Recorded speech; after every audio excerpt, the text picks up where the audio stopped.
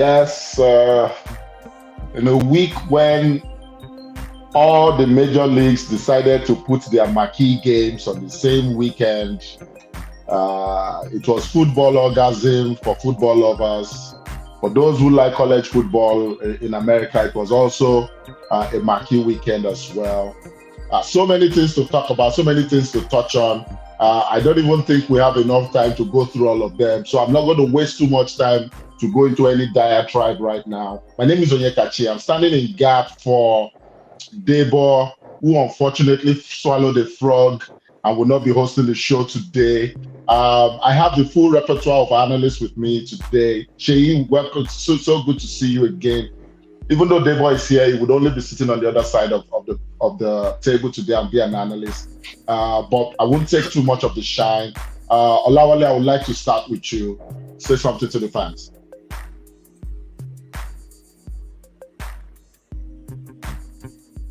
Looks like we lost Wale there. So I'll pass it on to Sheyi, who we are welcoming back to the show after a brief hiatus. Sheyi, what do you have to say?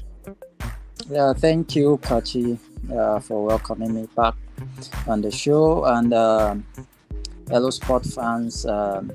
Trust your weekend went quite well, especially for the Liverpool fans, showing that they are still the second best team, let's say, in the last 2-3 years, showing Man City that they are actually not invisible. Also, there was a fantastic weekend for boxing fans.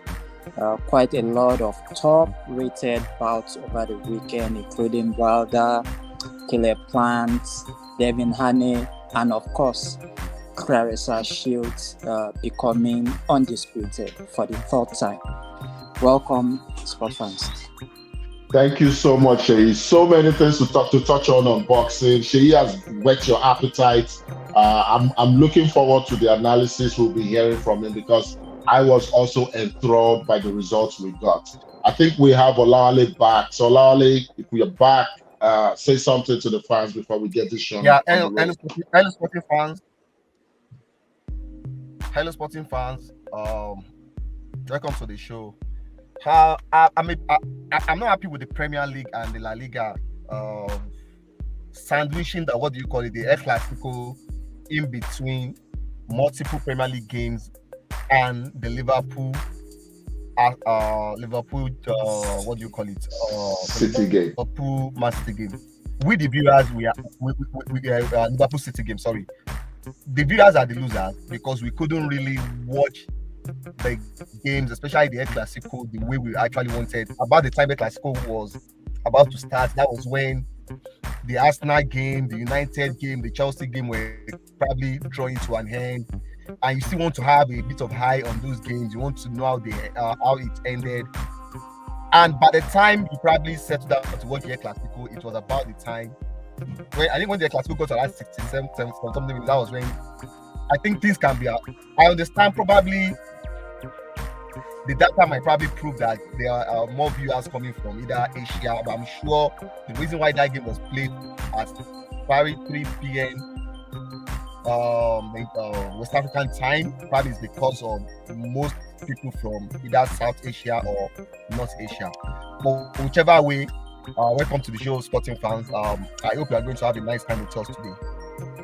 Yeah, thank you, Wale. In a capitalist environment where it's all about viewership, it's inevitable that we would have this clash of games. But I agree with you that the viewers are the losers. I had to settle for watching one on the big screen and one on a tablet. And it wasn't the best experience for me as well.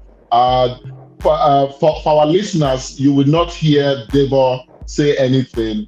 I'm just only going to ask our viewers to watch him, wave to them, to let them know he's alive and he has not been kidnapped by Kachi. But Debo, if you just want to say a quick word before we get this show started. All right, perfect. Welcome to the show, viewers across the globe. El Clasico. What happened at Ellen Road? If it happened in Africa, there will be a big shout. But we're not going to hear anything about it because, of course, it's in England. Welcome to the show and hope you enjoy the good one with us today.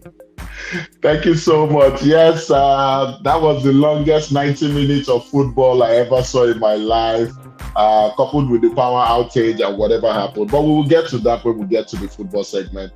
Thank you, guys. It's so great to have you. It's also a pleasure being your host for the day. I want to jump straight into it. Like I said, so many things to talk about. And I think it's the best place for us to start, probably so that we can breeze through it, is the world of basketball. The NBA, the new NBA season tips off in 48 hours. But we've seen so many things happen during the slew of preseason games we've seen. But I think the first thing we should talk about, because I think that was what we settled on last weekend, was the old Golden State Warriors debacle. We saw things happen. Olawale. Stephen Kerr came out to say he was not going to suspend Draymond Green. Instead, he was going to be fined. Draymond will be available even for ring night, which is the opening night against the Lakers. But they now took a step further. The Golden State Warriors, over the weekend, signed both Jordan Poole and Anthony Wiggins to max 4-year contracts valued at $140 million apiece. Now, I have two questions for you. The first is, for a team that is already paying the luxury tax, why would they take this extra step to further commit and further dig a deeper luxury tax hole for themselves? Couldn't they have just let one go? Or do they really think that this team has the potential to repeat? I think that's the logic around it. The second thing is, on the back of this whole sucker punch by my very good friend Draymond Green of the new media age, what do you think will happen to the chemistry of Golden State Warriors? Olawale.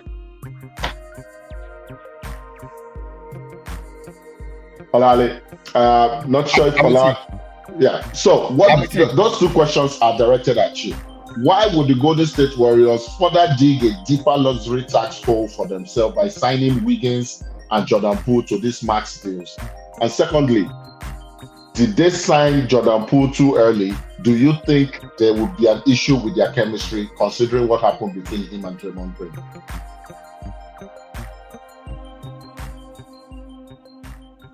Yeah, I don't think they signed Jordan Poole too early.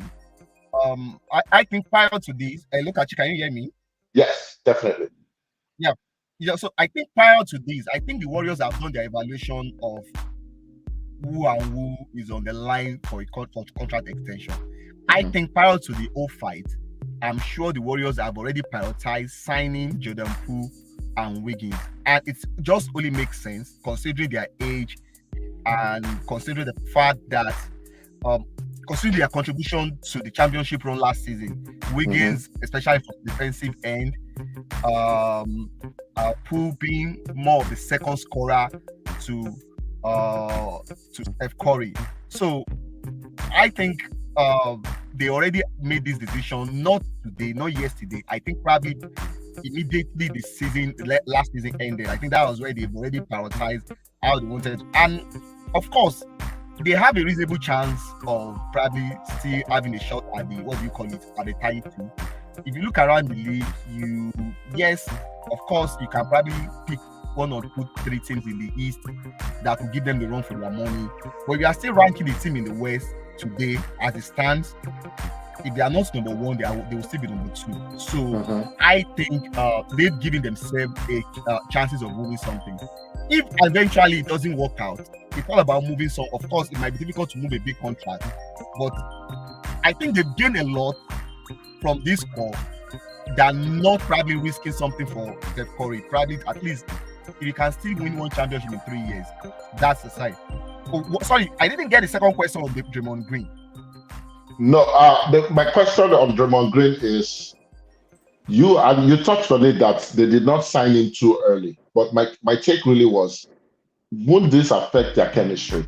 We know it's an axe to grind. I mean, Jordan Poole was publicly embarrassed. KD said what happened between him and Draymond Green some couple of seasons ago is something that happens every day in virtually every team. People trash talking themselves, getting angry. But for a guy going after another guy with that kind of punch, he has never seen that before. I think it will be difficult. The Warriors not suspending Draymond, I think it's a bit disappointing from my own end, but I think it is part of their plan to see how to probably move the team forward. On one end now, what do you call it? Jordan Poole has gotten his contract, which means he is valued. He's paid. Yeah. On the other hand, even though Draymond Green committed a great offense, he has not been, suspended, which means he is valued. Probably this makes Kevin Durant of the Warriors dialogue a little bit more easier. With both parties feeling they are being valued by the organization. It's going to be difficult, but someone said if there is any organization you can trust to get out of this kind of crisis, it is the Warriors. So, but I think the Warriors probably don't have Draymond Green as part of their future for a long time. You took this out of my mouth. Most likely just for this coming season. So that's what I say about the whole thing. Yeah, Lawale, you couldn't have said it any better. I think what the message I got from it was, Draymond, you have served us well, but you are not part of our plans moving forward. Draymond, at the end of this season, next season, Draymond will be entering into the final year of his current deal. And I personally do not think that he will continue as a Warrior. But we'll wait and see how that will pan out. Devo, I have a very short question for you, still on basketball, before we move to the next segment. And it's about your beloved LA Lakers. Now, every listeners and viewers know how much we trash talk the Sacramento Kings. I mean, we've always said if you want your career to die, if you are just there to make your money and you don't want to compete, you go to the Kings, you know. But in the last preseason game the Lakers played, not only did they lose to the Kings, they were blown out. Now, in that game, we saw so many things, and this is transpired throughout the course of the preseason. Russell Westbrook not coming into the huddle when Pat Bev calls for a huddle to discuss tactics. Russell not being there when they are calling out the team at the start of each game. Is it too early to already call this season the 20th season for LeBron James, and perhaps the season where he will get that singular coveted title of being the player with the highest points total, passing the great Kareem Abdul-Jabbar? Should we already call this season a lost season from what you have seen? Just from your eyeball test, is this Lakers season a lost one? Honestly, I wouldn't say it's lost yet, but being blown away, like you said, by the Sacramento Kings by 37 points, that's crazy, and it's something to fear. And I'm pretty sure we did a good analysis of it on this show last season as well. We cried out during the preseason of Lakers last season that things are not looking so good for them. And as it turned out, it did not look so good. It did not happen well for them. And Kachi, this is the worst part of it. Both AD and LeBron dropped double points, double digits of points in this game. So both of them had a decent or a good game, so to speak, even by their standards. But what happened to the supporting cast? They did not come to the party. If this is what we are going to see in the season, then there's a lot of issues for them going into the 28th season for the King, honestly. And a very interesting one is that between Pat Bev and Russell Westbrook, they finished with a total of about 4 points. and of course, they are the new two best friends. But back to the other question, Ross said when Pat was calling for the Odu, the defensive tactic Odu, he was being called aside by one of the coaches. Whether that is true or it was just ignoring Pat Beverly, we'll get to see that. But honestly, I think for them to do anything reasonable, Ross Westbrook should not be the starting five into the season, going into the season. I personally don't think it will. I think part of what we have seen as a fallout of the preseason was the coach Devin Ham trying out Russell Westbrook as a point guard for the B team. And when he was asked if that was a demotion, he said no, it was not a demotion, but a realignment. I think the handwriting is on the wall for Ross. It's a case of you either fit in with the program or you will go to the Sacramento Kings. Figuratively, I'm not saying literally. But thank you very much, Debo, for that. In other news, Giannis Antetokounmpo came out to say he wasn't really worried about the 0-5 preseason stats of for the Milwaukee Bucks, saying that they will be very good when the season itself starts. And I also think nobody should really worry about that until we see what the season itself brings. I'm going to segue out of NBA and move straight into boxing. Now, and I'll start with the women's side of boxing.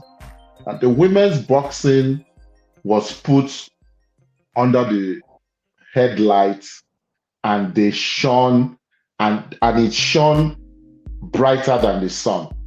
Over the weekend, Clarissa Shield had a rematch against the one person who had defeated her before to unify the belts against, particularly against Vanessa Marshalls.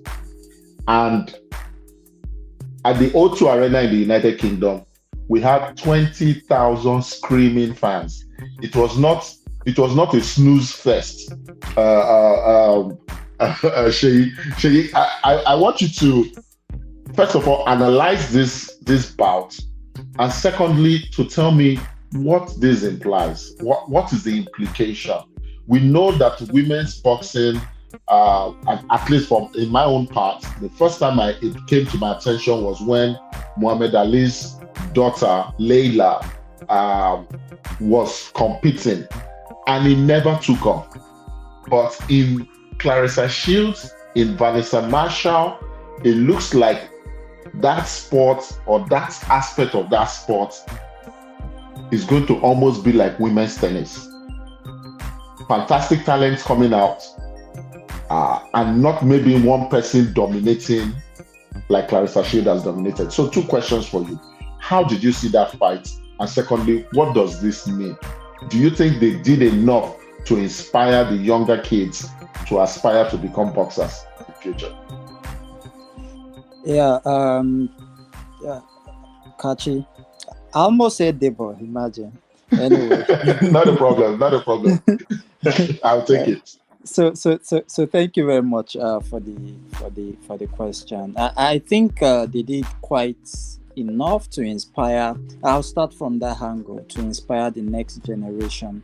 Also, I think the promoters did a fantastic job. Absolutely. The build-up to this particular bout was massive. Guess what? The bout was supposed to take place, I think, like about 3 or 4 weeks ago, thereabouts, before the Queen died. So they had to postpone it that particular weekend because all sporting events were postponed at that moment. Before they scheduled to this new date.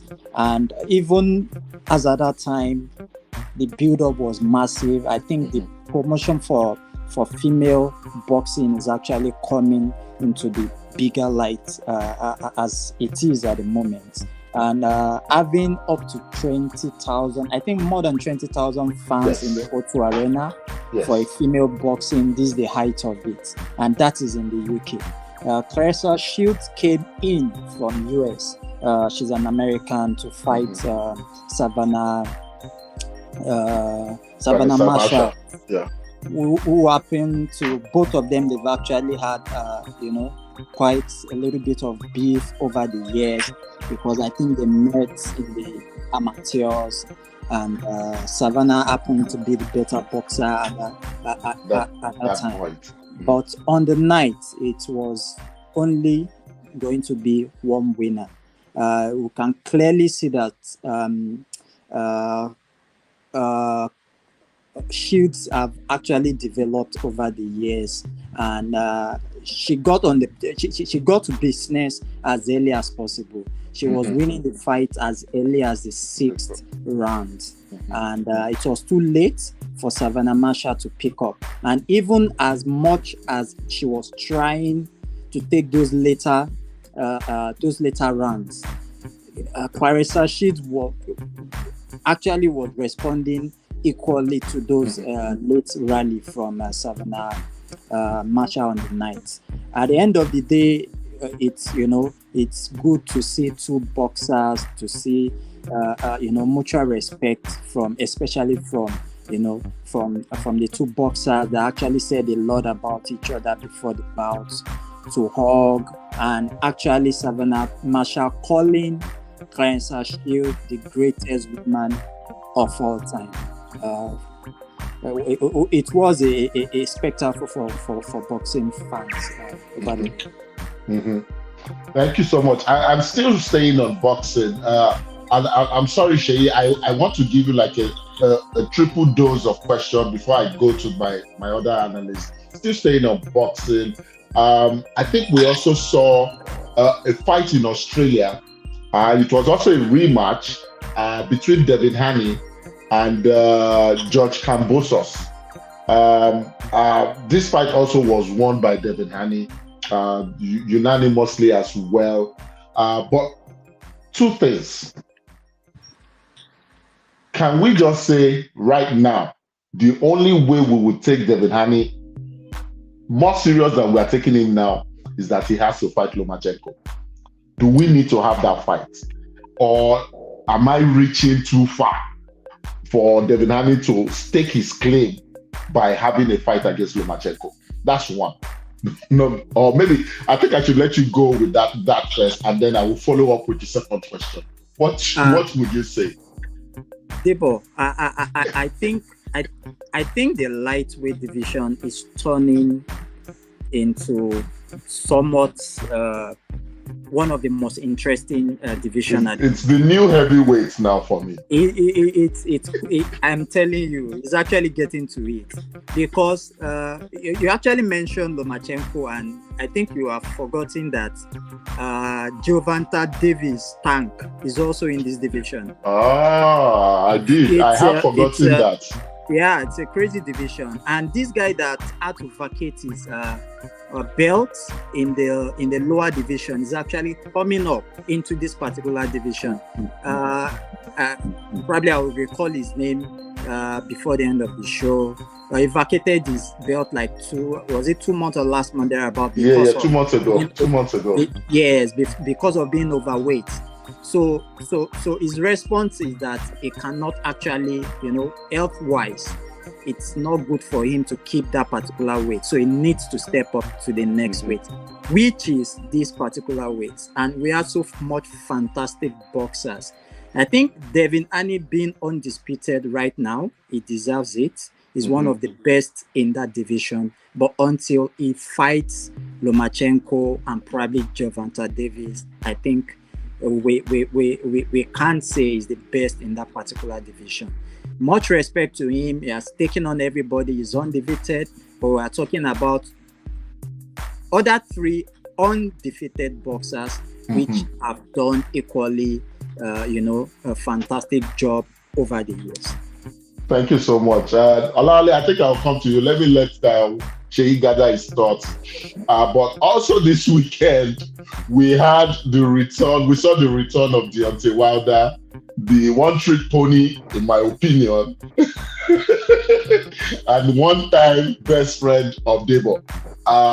Wilder came back and set up a fight with Helenas, and unfortunately, for those who paid for the PPV and those who bought the tickets to see the fight live. I guess the only saving grace was that one of the undercard was the fight by the fight by Caleb Plant. I think Caleb Plant was on the cards before the main event.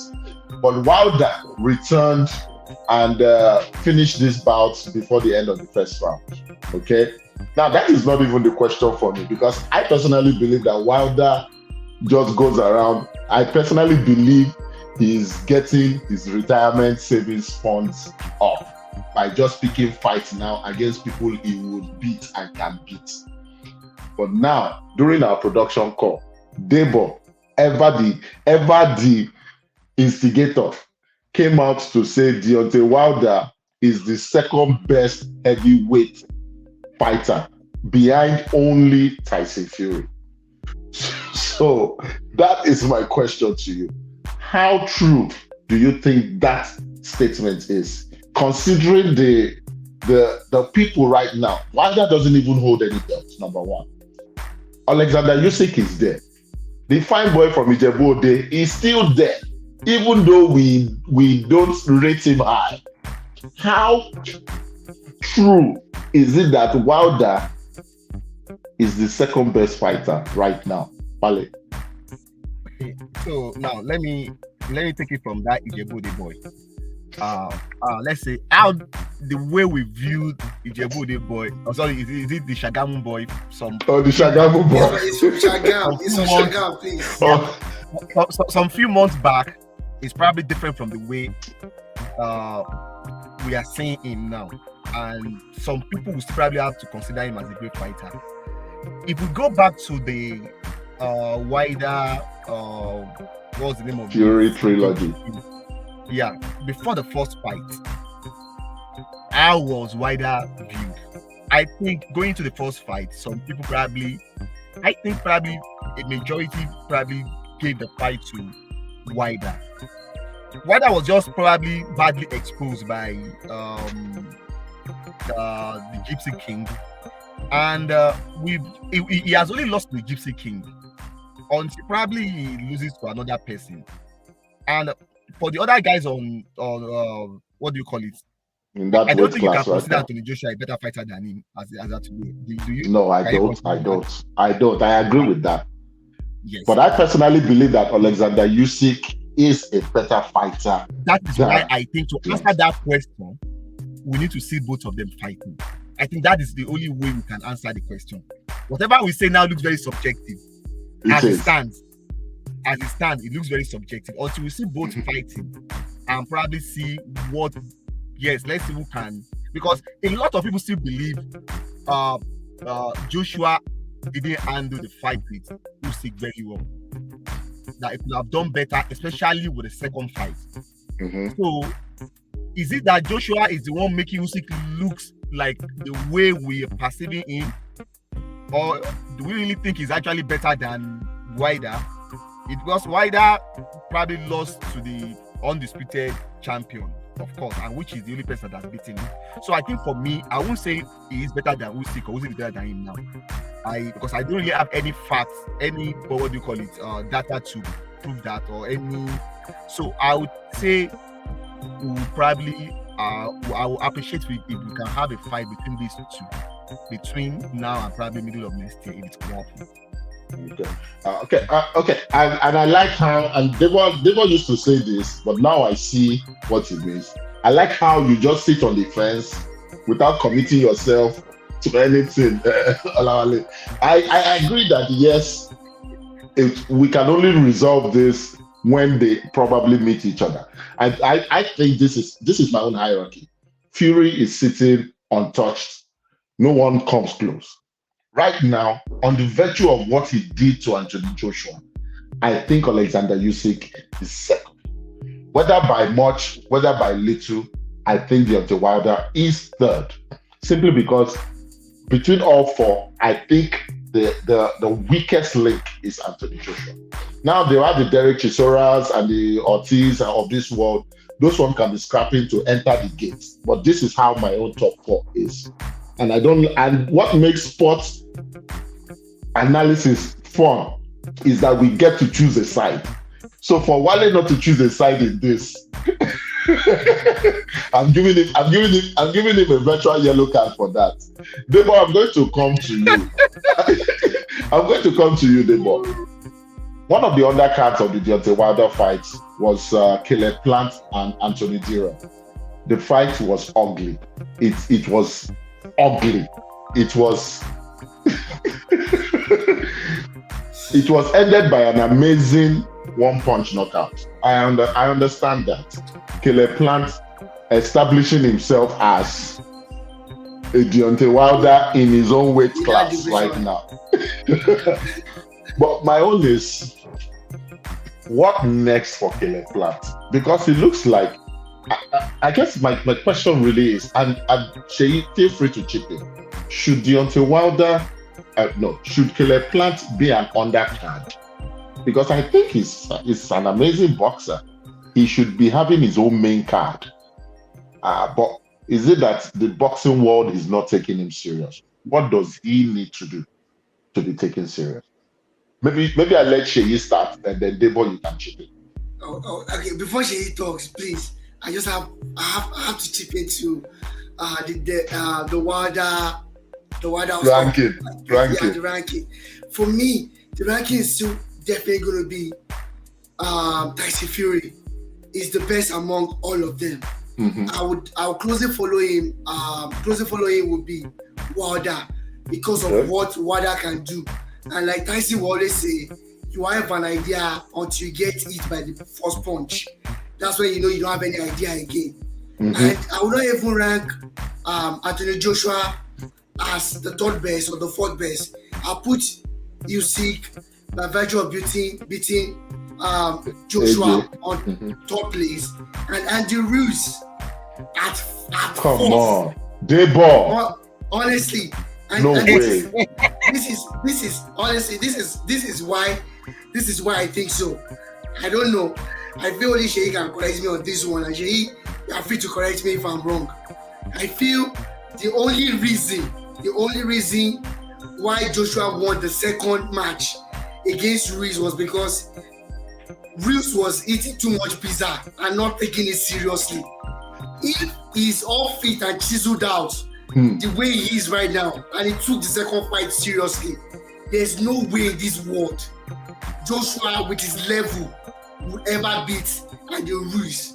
That's my opinion. And for Caleb Plant, he has shown he's the best in his division. And right now, what he can do for me is to step up and try a new feat.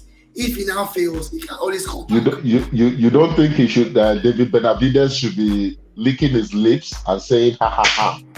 I finally have somebody to fight right now." I think Plant and Benavidez should have a go at it again. Sheyi, what do you think? I definitely think they should. Yeah, you started by asking if Caleb Plant, what next for him actually? Yeah. And I think in the world of boxing, it's very easy to get to the top. To stay there is the issue. And I just want to cross-reference some boxers right now. Number one, Debo mentioned the Mexican kid. That's Andy Ruiz or who? Ruiz, Andy Ruiz. yeah. Easier. It's very easy to be a champion, but to stay a champion is not easy. So that is part of being a great boxer. So that is why Andy Ruiz, for me, will still have to, learn, get discipline to get there. Okay, to your question actually, to get to the top, it's not easy. Caleb Plant was a champion. I think was an IBF super mid champion before he lost to Canelo. This is just normal. When you lose your titles, you definitely get the back seat. You get the back seat. It has happened to quite a lot of boxers. Happened to Callum. I think Callum Smith lost his own belt to Canelo also, and right like an undercard for the last Anthony Joshua fight. Quite a lot of them. So for Caleb Plant, is actually for him to get back to have title fight, and I believe that's why he needs to take the other card right now. Yes, the humble pie right now and work his way back up. Anthony Dirrell is also not a pushover. Anthony Dirrell is actually a two-time WBC super middleweight champion. And his nickname is the Dog, quite dogged fighter. That particular bout wasn't a pushover, and the promo for the Wilder bout was actually that there's going to be like a double main event. But obviously the Caleb Plant and Dirrell was supposed to be just a little bit under that of Denotay Wilder. So for him, it's a fantastic win on the night, and I think he can just get on the horseback right now, fight for the title. You mentioned David Benavidez. I think that guy killer, and it's I don't know. I'll have to pick David Benavidez. Yeah. But would you like to see a Plant Benavidez fight? I guess that's the question. Is it a fight you, as a pundit, would like to see? Obviously, you want to see the best fight the best. Totally, I agree. I think Benavidez is a power puncher in that division. Caleb Plant is I think is a skillful boxer.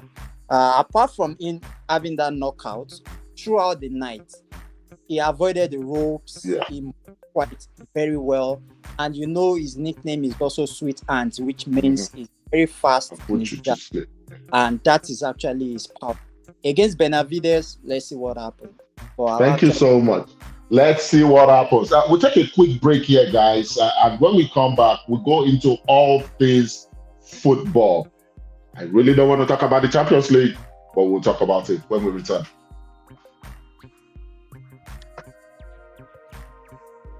Okay, welcome back to our listeners and also our viewers on anywhere you're watching us. Never fail to catch us live on Urban Radio Scope. We also air concurrently on all avenues you get your podcast from: Spotify, Apple Podcasts. Catch us also on YouTube whenever you can. Don't forget to like, subscribe, and also comment, especially when I diss your teams. And stay tuned, I will be doing a lot of that. We're going to go straight into football. And I'm torn between starting with a review of the Champions League, simply because my team embarrassed me for the 17th time in Champions League history. But there's so much to unpack from the weekend's slew of games that I think that's where we should start from. And where better to start from than the El Clasico? A game between two teams who were level on points, two teams who I believe hadn't lost in the league all season long, two teams who started in history. They had different approaches to getting their talent. From La Masia, from a team who used to believe in their La Masia products to now becoming a team splurging out tens and tens of millions of dollars to buy players, to a team who believed in Galacticos, now completely overhauled and only spending to secure the talent for the next 10, 15 years. How times have changed. However, on the day, we saw Ancelotti learn from his mistakes from last season when an unknown Xavi outclassed him tactically. I saw Toni Kroos turn back the hands of time and marshal a midfield with Federico Valverde on the right side of the pitch, bossing things around. I saw Benzema, who is a sure lock-on for the Ballon d'Or and UEFA Player and World Player of the Year, doing what he does best. I saw Vinicius Jr. being a pest, running ragged on the left side of that attacking forward. Now, Olawale, the question to you is, was that result because I thought that Madrid should now experience their first slump of the year, seeing that they've been consistently playing at a high level from the latter part of last season into this season. But that did not transpire into that game. So is this a statement of we own the league by Real Madrid, or was it just a minor blip by Barcelona? I don't think it's either of the two. I think the league title, or the race for the La Liga title this year, at least as of today, from what we've seen, is going to go down to the wire. I don't think this game is going to determine whoever is going to lead the league title. These two teams prior to now, they've proven to be very consistent. I think Barcelona prior to now have only considered one goal in La Liga. Both of them they've won the equal number of games. I think 7-7 or 8-8. So yeah. I just think this on head-to-head, this is let me say yes, it could be a slight victory on this ticket. If you want to look at the whole thing on the part of Madrid, they won the game on the day. Carlo Ancelotti, a coach at this age, understand what he wants from the game. He has mixture of players who can virtually do everything, play on the counter, their press resistance. They could build from the back as well as a team. They have multiple things, and that team is so dynamic that they just probably knew that at a point in time in the game, Barcelona is going to play into their hands, which was what they did. A little bit of eye-line defense, Vinicius beating that.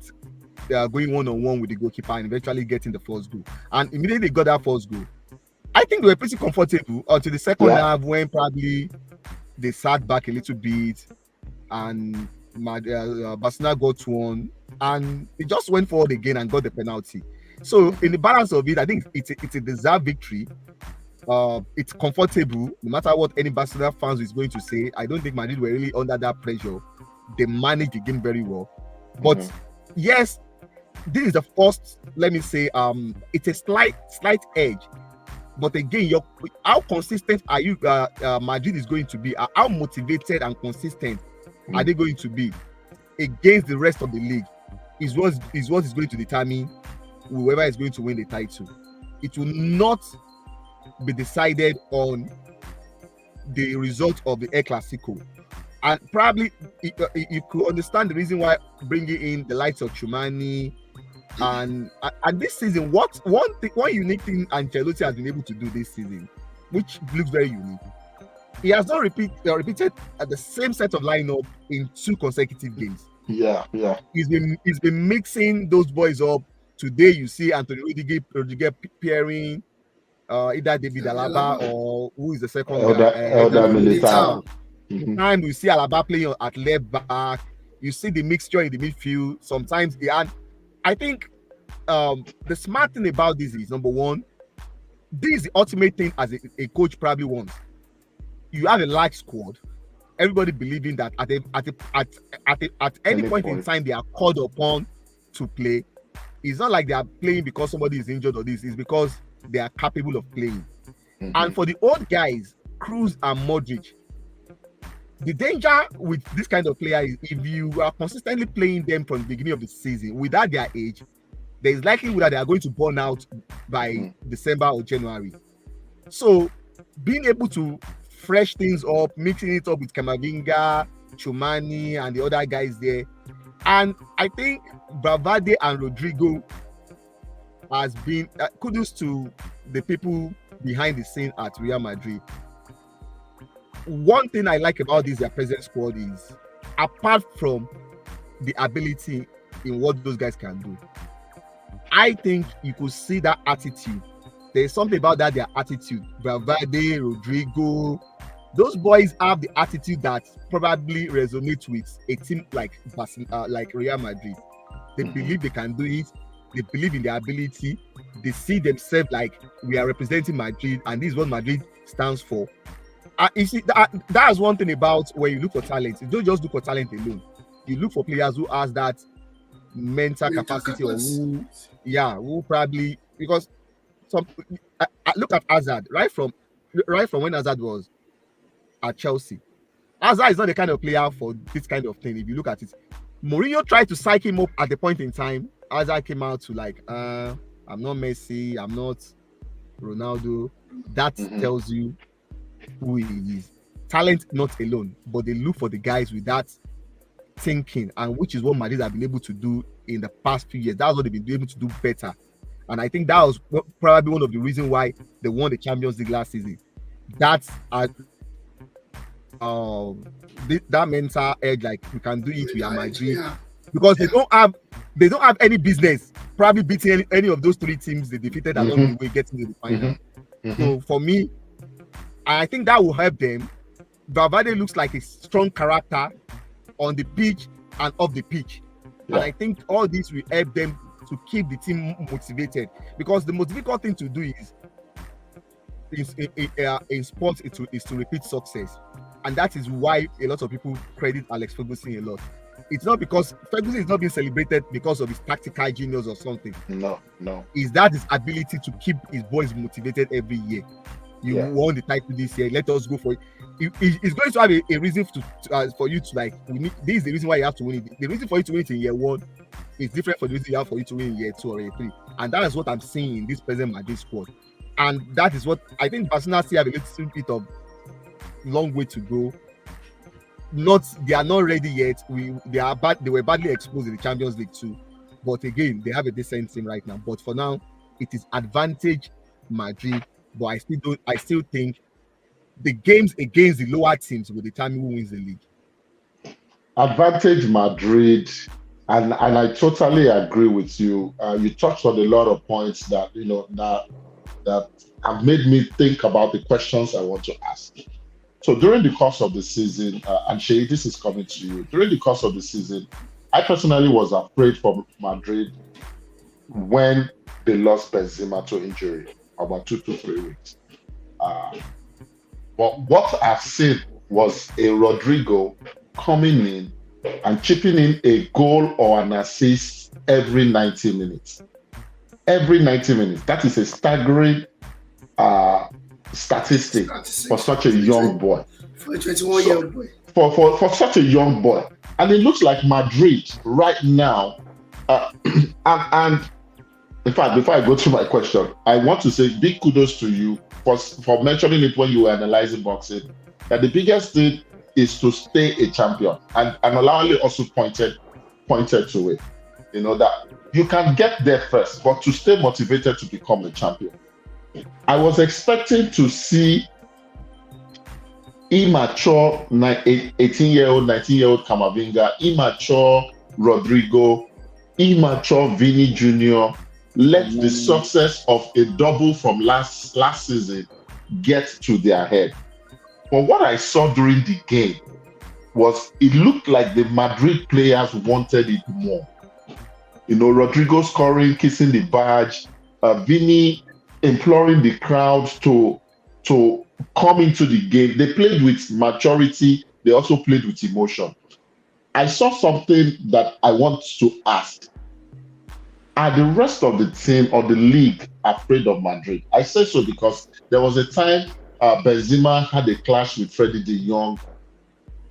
And as soon as Benzema turned in anger, if it was the Clasico of old, there would have been 3 yellow cards from just that incident alone.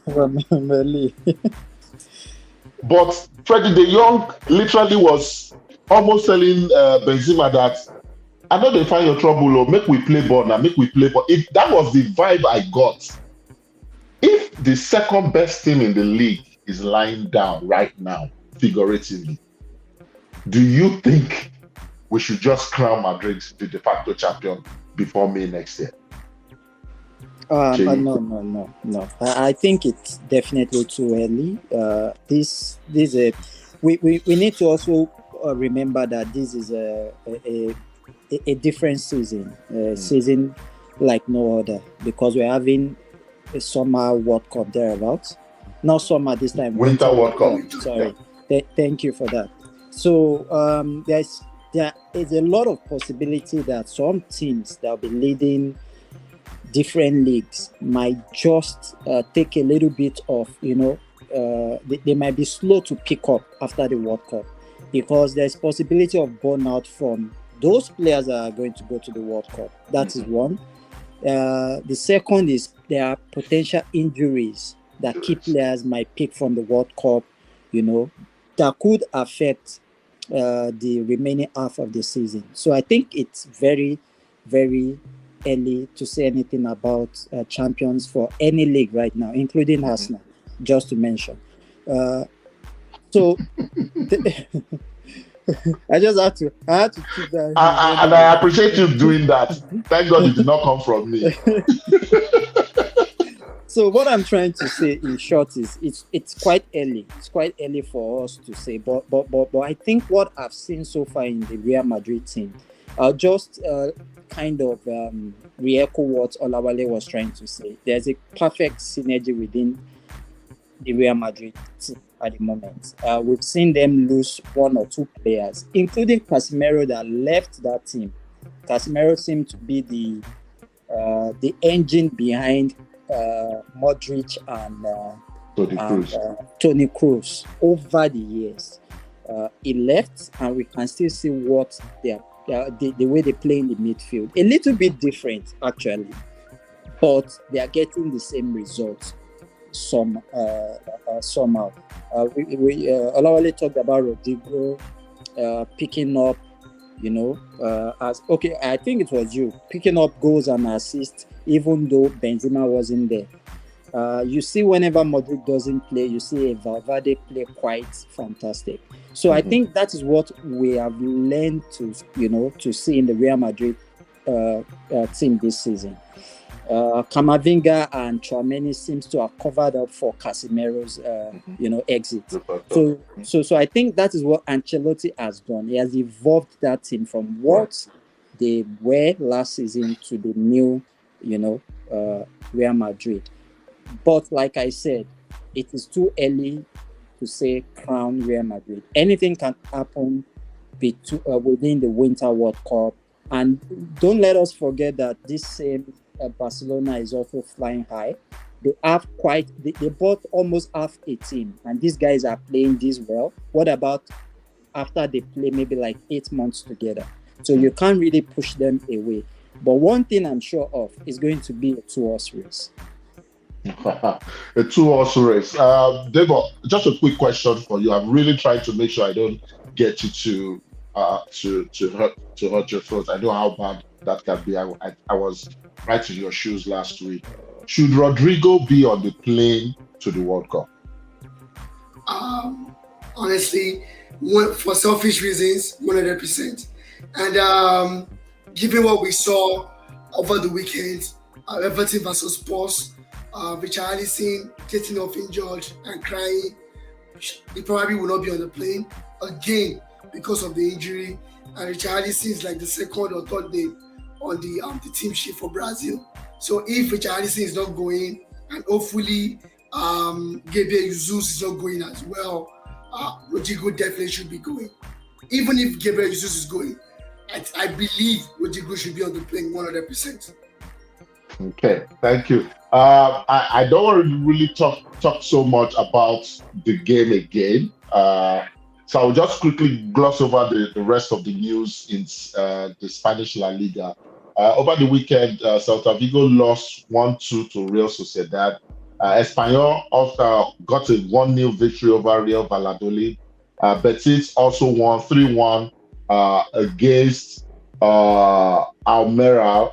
I think Valencia drew 2-2 with Elche. Girona and Cadiz also ended in a 1-1 draw. Mallorca lost surprisingly at home to Sevilla, who seems to have revived their season following the 1-1 draw they got midweek Dortmund. against Dortmund. And Atletico, fresh from finalizing the deal between Griezmann and Barcelona, making Griezmann a permanent signing now, no longer on loan, won away from home against Athletic Club 1-0. I'll move straight to England, and Debo, I really want to start with you. Of course, the game to start with would be the game of the weekend, which was Liverpool versus Manchester City. Now, before we get straight into the match itself, or should we even start with the match itself?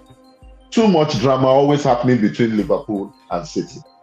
On Friday, the king of Liverpool, Jurgen Klopp, came out to talk about how ludicrous the financial fair play rule has ended up or is becoming, with clubs owned by oil-rich states seemingly having no ceiling to what they can spend to attract the best talent.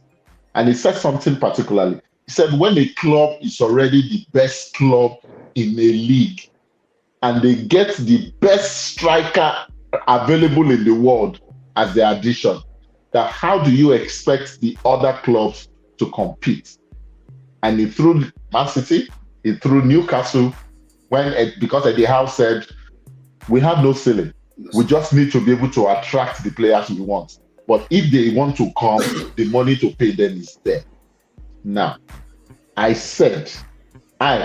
during our production call, said, well, it gives me, the vibe I got from it was the famous Sir Alex Ferguson and Kevin Keegan mind game. Because let's not forget that Liverpool, whether we want to admit it or not, have so far, after 10 games, not lived up to our preseason expectation. Okay? So, do you agree that this was pure mind games? If not, I guess the question will be, if it is not mind game, should he have been making such a comment on the eve of such a big match? Debo. Yeah, for me, if you say it's a mind game, I agree with you 100%.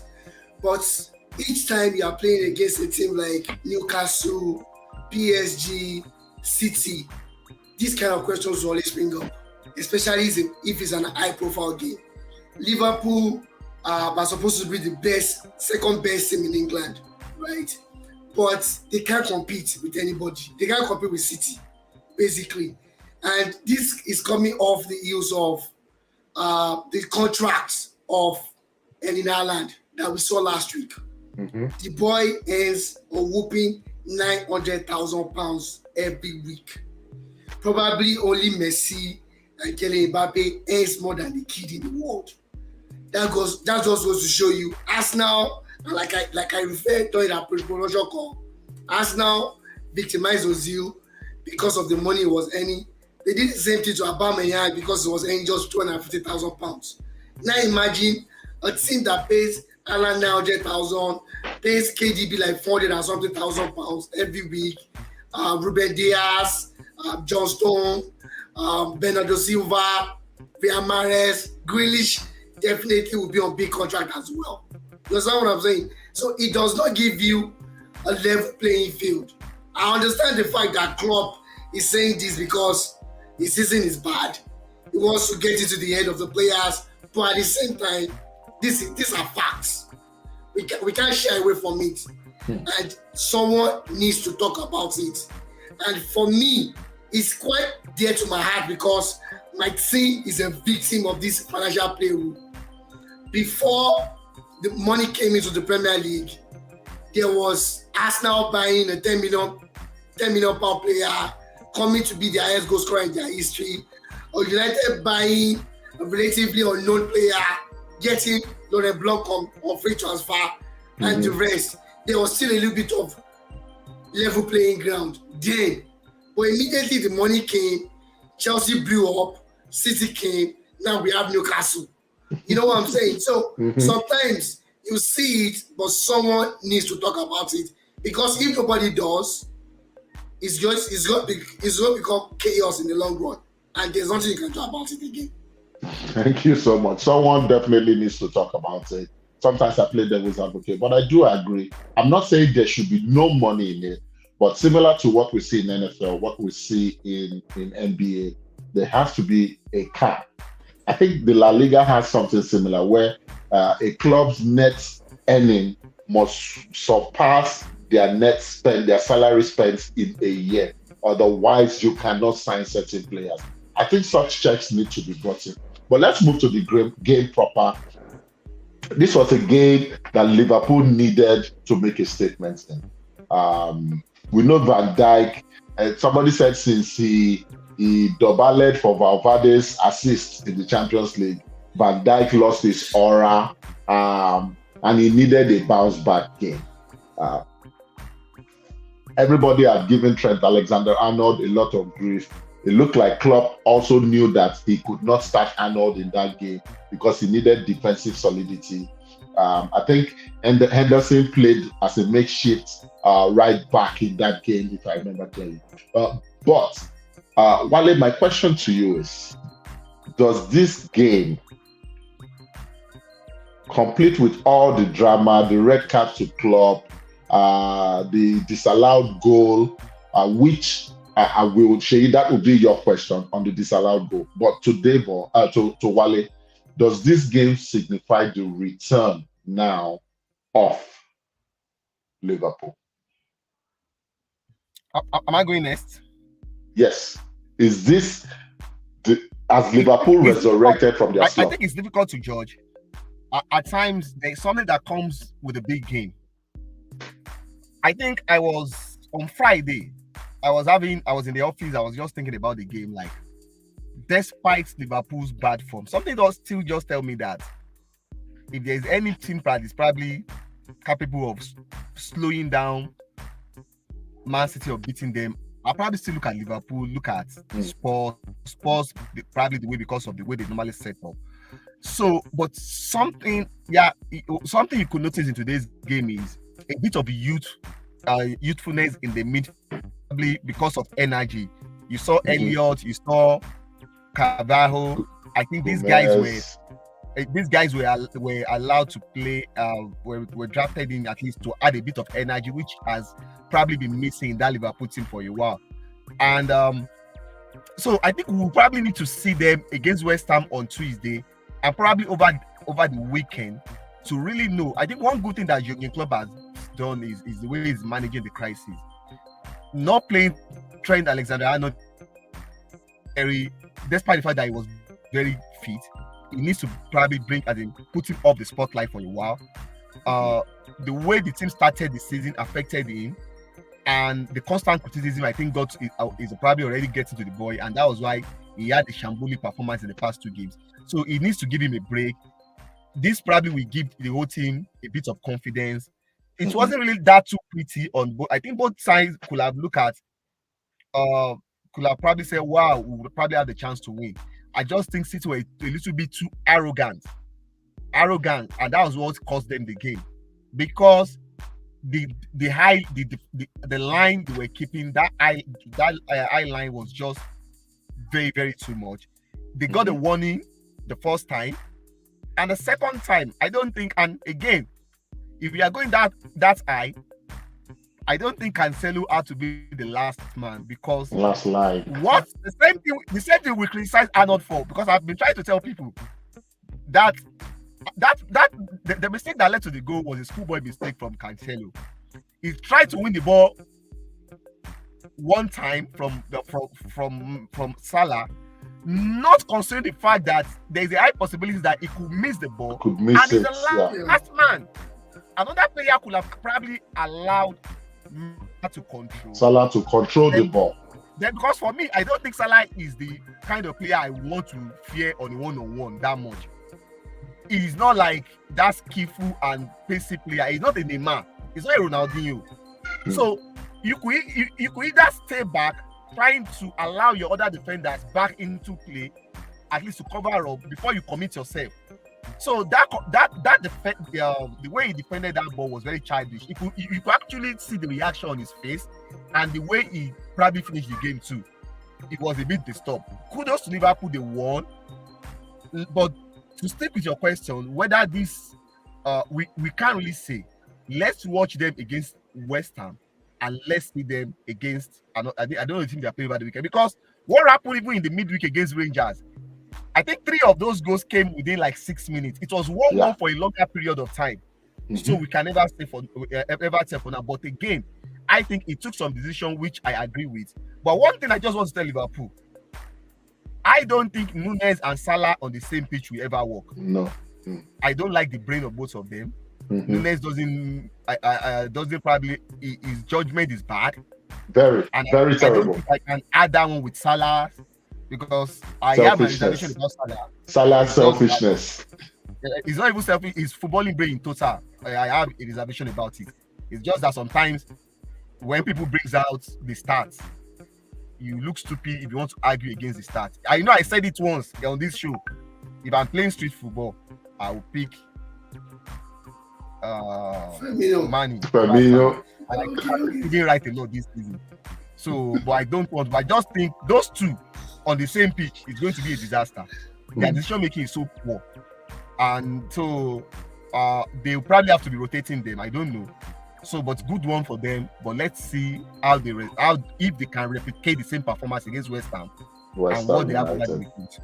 Okay, thank you very much, Alalisha. So my question to you is now based on that disallowed goal. Bernardo Silva, during his post-match interview, even Pep Guardiola said the same thing, that the referee came to both teams and told them, "I am going to let the game flow. I would not blow needless foul." And for them, they felt that the referee was not consistent, that he had been ignoring similar incidents between, I think it was Fabinho and Erling Haaland, until he came to that one, because that led to a goal. It probably shouldn't have mattered if Darwin Núñez had used his head in the 2 chances he got in the final 10 minutes of that game. One, to play Carvalho in, the one he decided to square to Alexander-Arnold. Or 2, the other one that he decided to shoot himself, that he could have squared to Mo Salah. If they are taking those chances, maybe this issue of disallowed goal or no disallowed goal, it would have been a non-issue, because they would have won comfortably anyway. But no, we have complained about the referees being inconsistent. Do you think it was a case of the referee being inconsistent? Should that goal have stood? Because let me keep my own thoughts to myself. I'm the one asking the question here, but I would like to hear what you think. Was that a goal, or was the referee right in going back to review that particular challenge?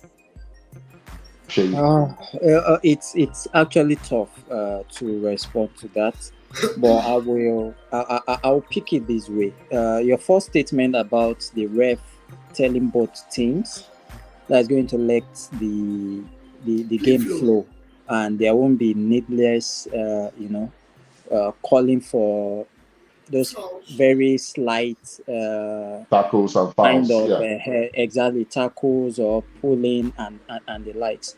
I noticed that he actually did that.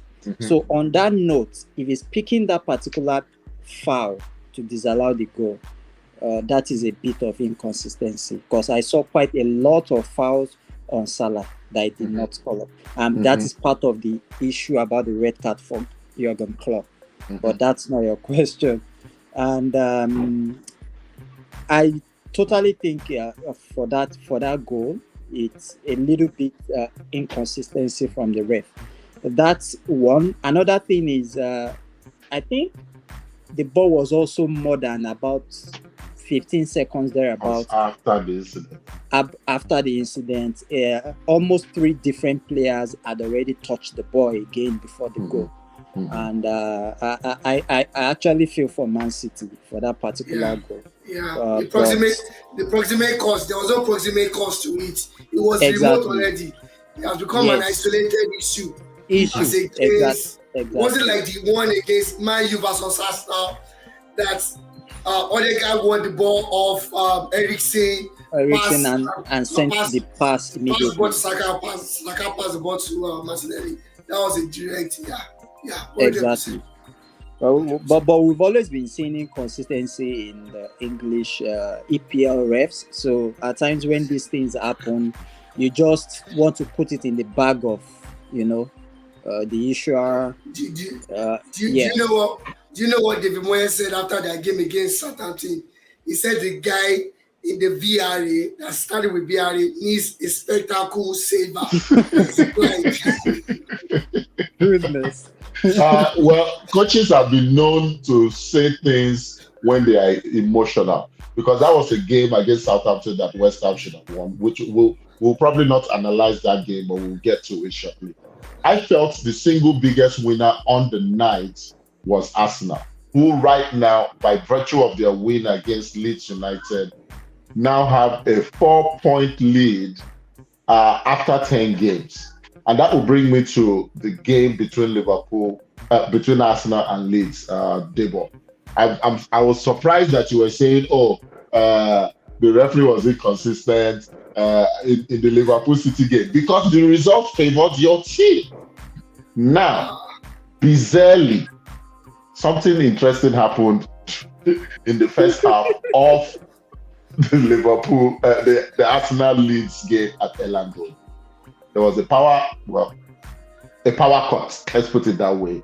So the referee could not communicate with the VAR team, and the game was suspended for 40 minutes.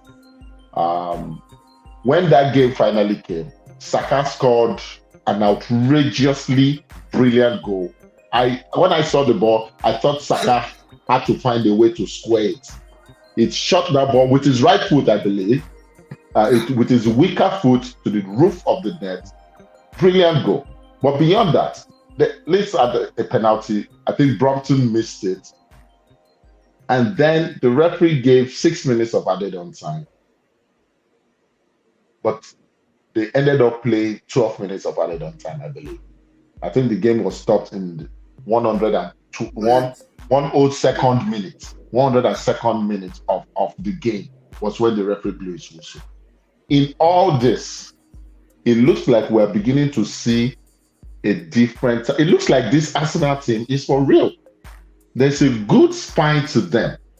This was a potential banana skin game, riding the high of beating a Liverpool team. Typically, the Arsenal team of old would succumb to the pressure at Elland Road. But yes, they had the moment when Leeds looked like they were going to get a goal back. But beyond that, they stood firm. Should we start taking your team? I want you to be biased and objective at the same time. After 10 games, seeing that maybe not everybody in that Arsenal team would go to the World Cup, and even if they go, they may not all see considerable number of minutes. So it looks like Arsenal will get the core of its own team back and fresh, ready to pursue the second half of the season. Should we take Arsenal serious now and not only say, top 4 will be a good thing, but even though Liverpool is the second best team in England, Arsenal is the biggest threat to Manchester City's strike. What do you say? For me, honestly, I know Sheyi and Lale would disagree with me. I'm not going to take Arsenal serious just yet to be the biggest threat to City. There's need for improvements and need for more calculation on the part of Arsenal. They were lucky to get away with it. If they had a draw against Leeds, they would have been lucky. Getting a win was a miracle for them. And this is the reason why I said so. Their game in the middle of the week against Blitz and Goma, the champions of Norway, Arteta made a poor judgmental error for that game. That game was played on artificial pitch. They traveled to Norway and he played his first team against that team. And something people might not notice against Leeds United is, for me, stopping Arsenal is going to be pretty easy as a coach. And this is what March did against Arsenal. It disrupted the flow of play from Thomas Partey. That is the only thing they did. Pressuring Partey. Once Partey lost the idea of how to play, it became very difficult for us now to control the game. There was no control. First half, Arsenal probably could have gotten like 1 or 2 goals more, but the second half, it was all Leeds United. If this kind of things, this kind of calls, playing an Europa League, and I've said this on the show before, I don't know why Arsenal is in the Europa League. What do you want them to do? What do you want them to do? They can do like a Milan. Milan choose not to go to the Europa League just to concentrate on the league. They built a good team. But Milan also paid the penalty for that because they were not in Europe next season. Yeah, it's good. It's better for them. Honestly, going to Norway, playing your first team, getting them fatigued. Arsenal had less than 24 hours between that game. No, less than 48 hours between the game on Thursday and this game on Sunday. It showed the way they played that most of those guys were fatigued. It showed on Sunday that most of those guys shouldn't have played in Norway in the first instance. The game in Norway is not as important as the game at Ellen Road. These are the kind of judgmental calls. If this could be gotten fights and they can bring in more bodies in January, then I'll start taking them seriously. No good bodies in January. Zaka has played 53 games consistently. Gabriel Magalhaes, the center half, has played 90 minutes consistently. There's going to be a burnout. How soon it's going to be, I don't know. I just wish Arsenal can gather all the points and teams like Manchester United and Chelsea keep losing, so we'll be assured of a top three. So we don't have to play qualifiers. That's what I'm thinking. Anything apart from that is a miracle at the game at Ellen Road. Trust me. It's always interesting when I hear you talk about your darling team, but I'm going to leave it at that, and I'll move on to Wale. For you, it looks like Graham Potter is now finally settled at Cobhams. He went to Italy and pulled an Italian job on AC Milan, even though they were assisted by the referee. You cannot put that on. You cannot put that on Chelsea. I think they were pretty fortunate against Milan. I think the red card made. I think it was the ref. It was not Chelsea's fault. It was the ref that made the boneheaded decision. I think the red card made things a little bit easier for them. We've not really but he's settling down. The only thing we are probably seeing from him is, I think that's the same thing we probably we know is Brighton team. The Brighton team for is like he switch easily from that either 4-2-3-1 to 3-5-2, or is it 3-4-3, depending on. I still think it's early days to judge. To judge him or whatever this thing, because I've seen some strange positioning, especially for Sterling. At times, it looks like he's playing as a wing back. But so far, so good. Good for him. Like I said, I think if there's anyone that benefited from the Queen's death, I think he's the one, because it gave him a little bit of time to let's see how things goes in the next 2, 3, 4 games. Now they have some serious injury issues in the team. Wesley Fofana, I think he should be back in probably 3 weeks. With James, doesn't seem like he's going to be back. Doesn't look like he's going to make the World Cup. Missing the World Cup, yeah. Kante missing the World Cup too. Kante too missing the World Cup. So I think they might one more injury probably to that midfield might see them being a little bit stretched. So, but so far so good for him. They are in a position that I think he wants to be right now. He has probably won all these games. So, but not generally about their football. Still not totally impressed. But we have to give it a little bit of time and see if we will see something different in terms of identity of the way they approach the game. Or probably wants to give him a window to do 1 or 2 transfer to have his own kind of players in. Yeah, exactly. That was my point, that these are not players he signed off on. These are players he inherited. And I think he's doing an okay job. Not brilliant, but just a decent job so far. Sheyi, on the back of the performances of Kepa Arrizabalaga, should Edouard Mendy rather kiss the number 1 shirt in Chelsea goodbye? Oh goodness! I think firstly, having 2 good goalkeepers on your books is never a bad idea. Man U used to have a certain Romero, number 1 Argentine national team goalkeeper on the bench, deputizing for David De Gea at a point. It's not a bad thing for Mendy to be on the bench, because there will always be days that it will be needed. However, I still think Kepa is prone to silly mistakes. Oh yes. It's only a matter of time for us to see if he's actually that type of keeper, or those periods were just his period to get over the was it £80 million price tag on his 72 million. on 72, right, on his head. He's still the most expensive keeper in the world, I guess. So I just want to believe that he had quite a lot of pressure on him at a point.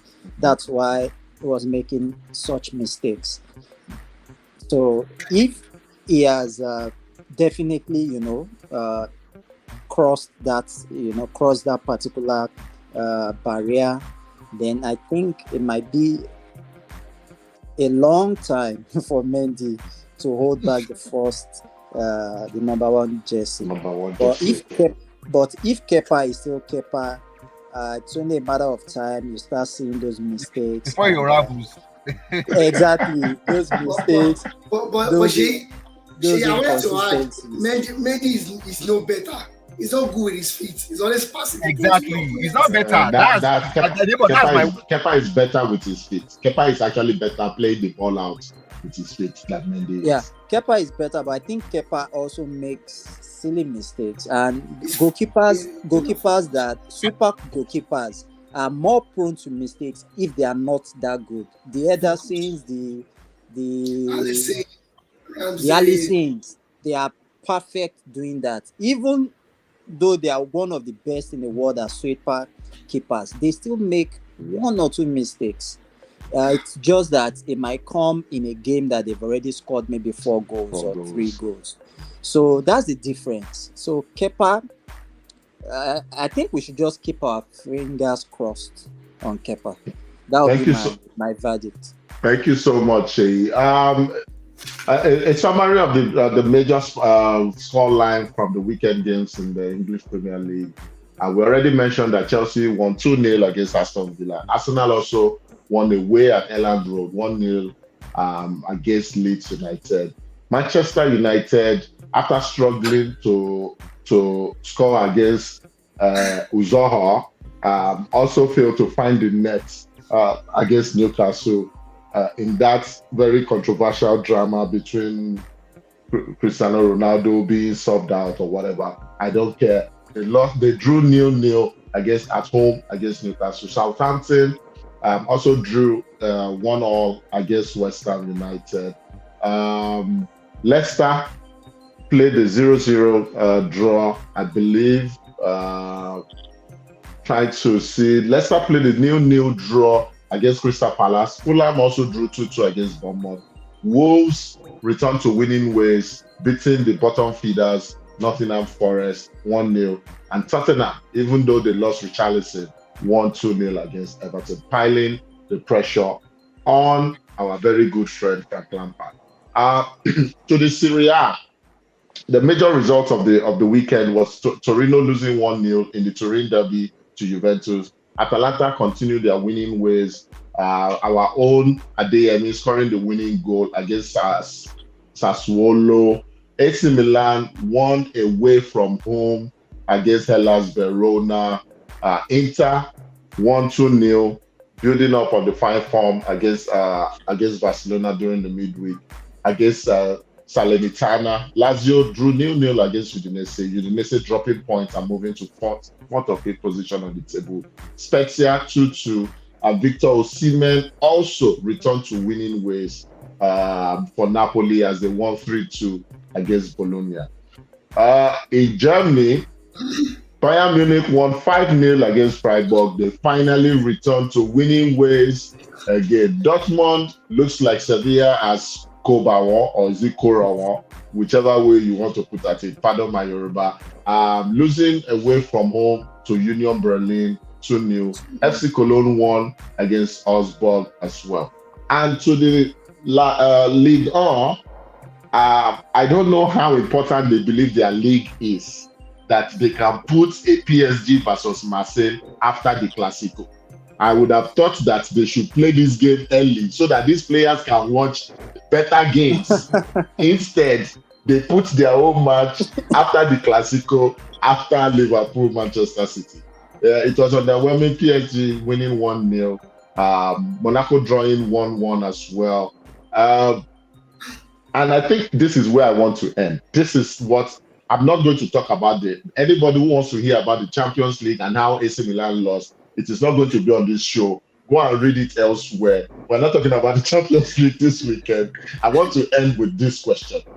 During the week, sources came out to tell us that Mbappe, the biggest baby right now in world football, is already regretting extending his contract with PSG and would seek to leave the club during the January transfer. I remember every single person on this show, when that deal was signed, we came out to say that PSG sold their soul to a 21, 22-year-old boy. He said they made promises to him, 24 or whatever his age is, I don't care. He's still a baby. He's behaving like a baby. That they promised him that there will be a number 9 that he can play off of, similar to what he does with the French team. That Neymar would leave the team as well, and that all these promises have not been kept. Therefore, he has to leave. I'm not asking you guys any philosophical question. My question, and I want to hear from you guys, is what do you think will happen? Because they asked Florentino Perez, and the only thing he said was, I bet he's regretting now. So it looks like Perez would not look towards that direction again. Am I being too overcackled, or will Perez go and get his Galactico once and for all? Every one of you, starting from Olawale, please, what do you think? Really quickly. Well, January is not visible, no matter how he wants to do it. I don't know. How many years extension? How many years did he sign extension? 2 + 1. 2. As a matter of fact, 2 + 1. Yeah. But there's a snag behind that. After 2 years, he has the extension of. He has power over the 3rd year, so he can say, okay, "I'm not." So technically, he has 2 years. Technically, he has 2 years. 2 years. Yeah. I think realistically, to finance such deal, because this kind of deal is not something you just do overnight. We know the kind of deals that goes on in January. It's practically the most visible time to do this is going to be in the summer transfer window. And considering that there's going to be World Cup in December, too many distractions to get this one done in January.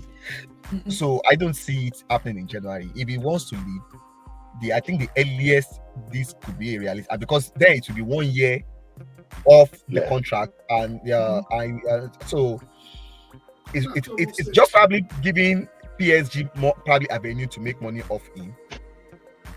That if Madrid will go for him is another question. I think yes, if the money is there, they will go for him, because for the fact that Benzema is scoring like this, I don't think someone you To expect happen Benzema next to season. be at this level in the next 2-3 years. But my own biggest concern is going to be what we've seen of him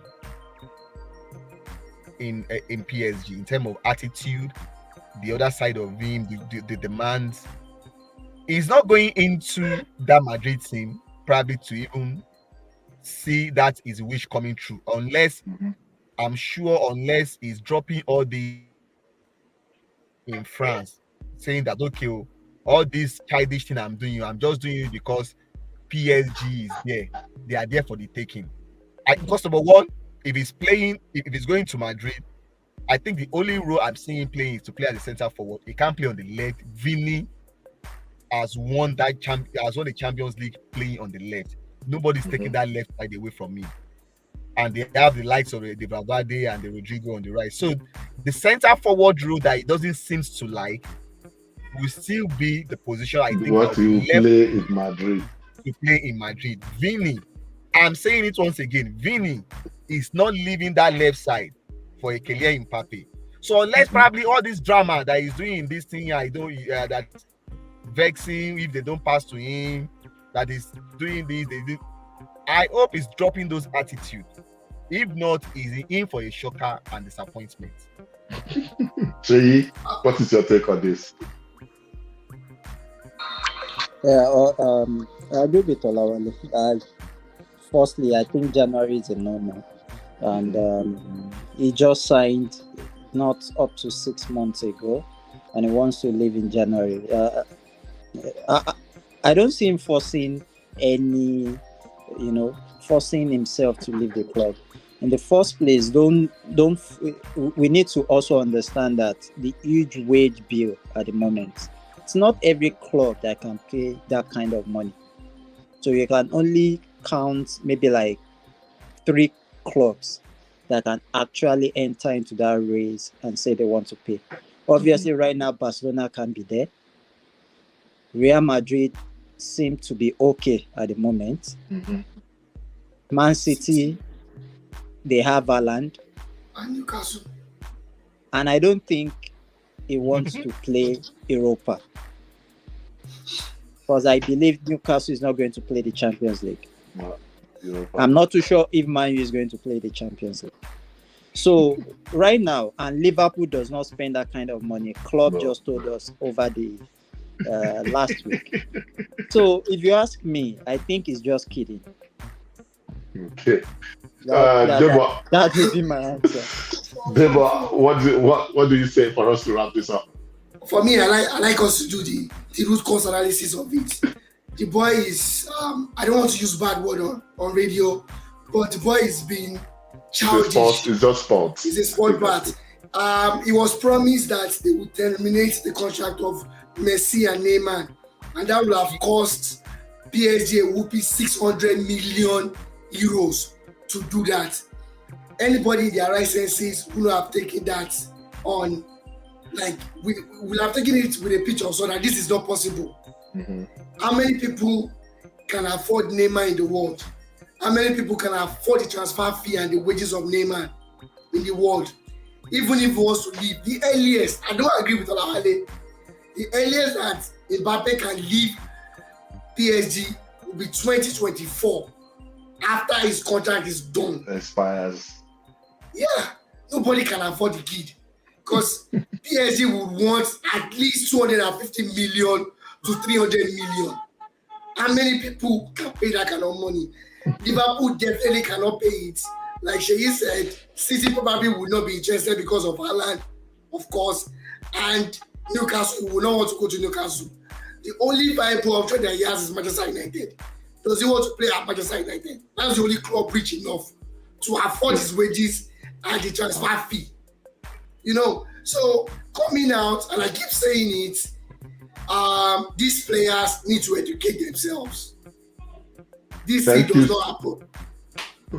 Thank you so very much, guys. I really want to say a big thank you. And just before we close, a big shout out to Francis Uzoho, who fulfilled his lifelong dream of playing at the Theatre of Dreams, being a Manchester United fan He almost single-handedly kept his club Omonia or whatever it's called in the game until he lost due to the McTominay goal. But even during the post-game interview, he was smiling like a child in a candy store, and I can understand what it means. It cost us the World Cup. Uzor single-handedly found a new club on the back of their performance, and we wish him all the best. That's it. It's a wrap. I know it took longer than usual, but it's because we had so many things to talk about. I want to say big thank you to Sheyi. Good to have you back. Olale, thank you for staying up this late to have this discussion. And to Debo, I hope you can vomit the frog you swallowed so that you can be back on the main seat next week. It's a wrap from me here, Kachi, signing out, saying keep supporting sports. Goodbye.